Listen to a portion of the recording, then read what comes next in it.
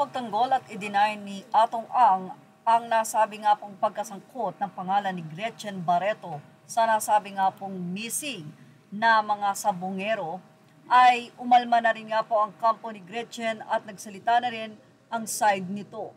Ano nga ba ang masasabi ni Gretchen Barreto matapos siyang pangalanan ng nasabi nga pong whistleblower si alias Totoy, na kung saan ay isa nga sa pinangalanan niya ng tahasan ay ang aktres o ang dating aktres na si Gretchen Barreto.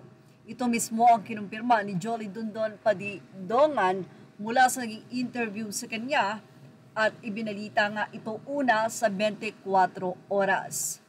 Anyway, matapos nga na matag bilang suspect ng missing cockpit enthusiast ang kaso na ito kay former Gretchen Barreto nitong Biyernes, ay idininay nga niya ang alegasyon na ito na siya ay involved sa nasabi nga pong pagkawala ng nasabing mga sabongero.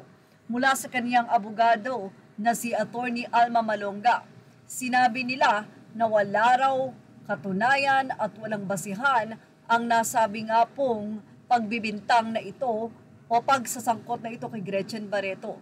Si Gretchen Barreto po daw ay merely one of the 20 investors. So siya po ay kinakategorize as alpha members. At ito ay ang sa Isabongs. Hindi rin siya daw umaate ng mga meetings dahil hindi naman din ito kinakailangan pa. Kaya ang nasabi nga pong mga paratang ay walang katotohanan at walang katuturan. At nito ngang Huwebes, si Justice Secretary Jesus Cristin Remulla mismo ang nagsabi ng businessman na si Atong at itong si Gretchen Barreto ay kinukonsidera na suspect sa investigasyon na ginagawa sa kaso ng missing sabongeros. Mula nga kay Gretchen Barreto, ayon sa isang Facebook post ng The Philippine Entertainment News, kampo ni Gretchen Barreto nagsalita na matapos maugnay ang aktres sa mga nawawalang sabongero. Narito ang pahayag ng kampo ni Gretchen Barreto. Ms. Barreto confirms there was an attempt to extort monies from her with an offer to exclude her name from the list of suspect. If she paid, she refused because she had done nothing wrong. Ilang mga netizen din ang naniwalang hindi kayang gawin ni Gretchen ang ibinibintang dito.